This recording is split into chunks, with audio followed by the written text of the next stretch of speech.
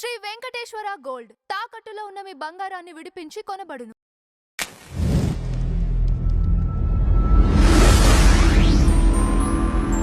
సాయిబాబా అంటే నాకు నచ్చదు అని చెప్పేసి అన్నారు. అసలు మీకెందుకు నచ్చదు? ఇప్పుడు మళ్ళీ సాయిబాబా గురించి వైరల్ అవుతున్నాయి. ఆయన దేవుడు కాదని కొంతమంది, లేకపోతే ఆయన ముస్లిం వ్యక్తి అని కొంతమంది, అలానే ఆయన పైన మాట్లాడిన వారిపైన కూడా కేసులు పెట్టారట షిరిడి సంస్థాన్ వాళ్ళు. అసలు మీరేమంటారు? మీకెందుకు నచ్చదు? సాయిబాబా అంటున్నారు కదా తల్లి. సాయిబాబా అసలైన పూర్తి పేరేంటి? మీకు ఐడియా ఉందా? లేదండి, తెలియదు నాకు.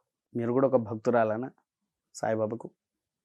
అవునండి, ఇంతకు ముందు పూజించాను. ఆయన అసలైన పేరు రత్నాకర సత్యనారాయణ రాజు. 1938లో పుట్టాడు, 1838లో పుట్టాడు, 1918లో జీవ సమాధి అయిపోయాడు. రత్నాకర సత్యనారాయణ రాజు అనే వ్యక్తికి సాయిబాబా అనే పేరు ఎందుకు వచ్చింది? అని భారతదేశంలోనే పుట్టాడు, భరతఖండంలోనే పుట్టాడు. పుట్టిన తర్వాత వెళ్తూ వెళ్తూ అల్లాలో కలిసిపోయాడు చిన్న వయసులో. కలిసిపోయిన తర్వాత ఆయన సంపూర్ణంగా ముస్లింని ఆరాధించడం, అది ఇది చేయడం. మీరు ఒక డెపిట్లో చూడండి, నాదే ఆర్టీవీలో ఓకే, ఇదే డెపిట్ జరిగింది. నేను వారిని ఒకటే ప్రశ్న వేశాను. ఎంతోమంది బ్రాహ్మణులు కూడా వీళ్ళందరూ ఉన్నారు. నేను వారిని ఒకటే ప్రశ్న వేశాను, ఏమిటి మీరు గురుచరిత్ర చదివారా అండి? సచ్చరిత్ర అండి? గురుచరిత్ర చదవలేదు. గురుచరిత్రలో దత్తాత్రేయుల వారి 5వ రూపం కింద మీరు సాయిబాబాని చూపించారు. కానీ మనకున్న ధర్మ విధి ప్రకారంగా దత్తాత్రేయుల వారు మన గుజరాత్లో గిరినార్ అనేటువంటి దేవాలయము అక్కడ జన్మించారు, ఔదుంబర వృక్షం దగ్గర. మూడోది దేవల్ ఖాన్గాపూర్, 4వది నరసోబావాడి, 5వది అక్కలకోట మహారాజు, 6వది మన ఉభయ తెలుగు రాష్ట్రాల్లో ఉండేటువంటి పిఠాపురంలో శ్రీపాద శ్రీవల్లభుడిగా జన్మించారు. మరి ఇందులో 2 తీసేసి అందులో సాయిని కలపడానికి అంత ఆస్కారం ఏంటి? పురాతనమైన గురు చరిత్రలో మీకు సాయిబాబా లేడే. పురాతన గురు చరిత్రలో ఈ 6 ఉన్నాయి, కానీ 6ట్లో 2 తొలగించి సాయిని పెట్టాల్సిన అవసరం ఏమొచ్చింది? అదొకటి. పోనివ్వండి, సరే ఆయన దేవుడు కాదు అని నేను అనట్లేదు, నాకు ఇష్టం కాదు అని చెప్తున్నాను. ఆయన దేవుడు కాదు, మీరు పూజలు చేయకండి అని చెప్పేసి కూడా నేను ఎవరితో అనట్లా. అదొకటి. తర్వాత రెండోది కూడా ఏంటి, అదే ఆయన కంటే ముందు 600 సంవత్సరంలో జన్మించినటువంటి ఆదిశంకరాచార్యుల వారు కూడా గురువే కదా. భారతదేశం ప్రతి చోటికి తిరిగి సనాతన హైందవ ధర్మాన్ని రక్షిస్తూ ధర్మం గురించి వారు చెప్పుకుంటూ తిరిగినటువంటి సందర్భాలను మనం మర్చిపోయామా? వారికి ఎందుకు దేవాలయం కట్టలేదు? గురుమూర్తి రూపంలో దక్షిణామూర్తి ఉన్నాడు, ఆయన నిజంగా భగవంతుడే, మరి ఆయనకు దేవాలయం ఎందుకు కట్టలేదు? తర్వాత మంత్రాలయం, రాఘవేంద్ర స్వామి, ఆయనను మంత్రాలయం వరకే తీసుకువచ్చారు, మరి దాన్ని కూడా ఎందుకు బయటికి తీసుకురావట్లేదు? మంత్రాలయం వరకు వెళ్ళి దర్శనం చేసుకొని వస్తున్నాము, అదే మంత్రాలయాన్ని ఇక్కడ ఎందుకు స్థాపించట్లేదు? షిరిడిలో ఉండే సాయిని తీసుకువచ్చి పెట్టాము అన్ని గుళ్ళల్లో. అదొకటి. తర్వాత రెండోది, కాలజ్ఞానం రాసించినటువంటి మన యొక్క వీరబ్రహ్మేంద్ర స్వామి, మరి ఆయనను ఎందుకు ప్రపంచం మొత్తం మీరెందుకు వ్యాపించట్లా? అవునా? బౌద్ధుడు మంచి మన భారతదేశంలో పుట్టినవాడు, కానీ చైనా జపాన్ వంటి దేశానికి ఆయన్నే దేవుడు, మరి ఆయనకు మన దగ్గర ఎందుకు దేవాలయం లేదు? అవునా? వివేకానందుడు ఆయన కూడా భారతదేశం తిరుగుతూ ధర్మ ప్రచారం చేశాడు, ఆయనకి ఎందుకు కట్టలేదు? వీళ్ళందరూ గురుస్థానంలోనే ఉన్నారు కదా తల్లి, వీళ్ళకి ఎందుకు కట్టలేదు? అవునా?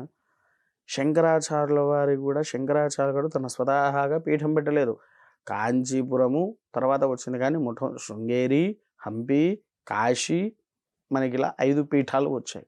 అందులో ఒక భాగంగా కంచి వచ్చింది. ఎందుకు? కంచిలో శంకరాచార్యుల వారు అక్కడే నివసించేది కాబట్టి ఇక్కడ ఆయన పరంపర పోకూడదు అనేటువంటిది సన్యాస స్వీకరణ చేసుకొని కాంచీపురంలో కంచి పీఠాన్ని వృద్ధి చేసింది. అవునా? ఎన్ని పీఠాల్లో, ఆ పీఠాలలో కూడా అమ్మవారి సేవలే చేస్తున్నారు కానీ శంకరాచార్యుల విగ్రహం పక్కకు నార్మల్గా ఉంటుందండి.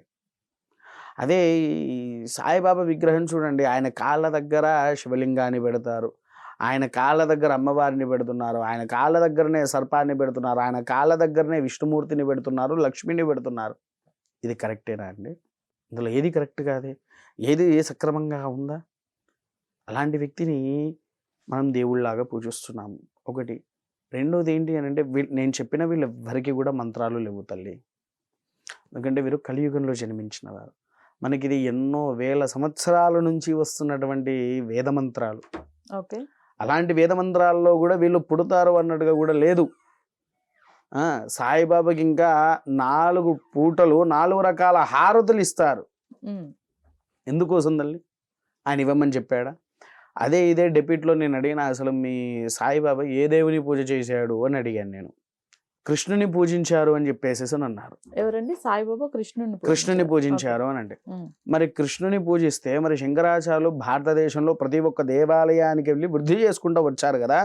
మరి మీ సాయిబాబా ఏ కృష్ణాలయానికి వెళ్ళాడు, ఎప్పుడు కృష్ణుడి దర్శనం చేసుకున్నాడు, ఎప్పుడు కృష్ణుడి పాదాల మీద పడ్డాడు, అక్కడ సంబంధించిన వస్తువు కానీ, ఇటుక కానివ్వండి, మట్టి కానివ్వండి, ఏది షిరిడీకి తీసుకొని వచ్చాడు?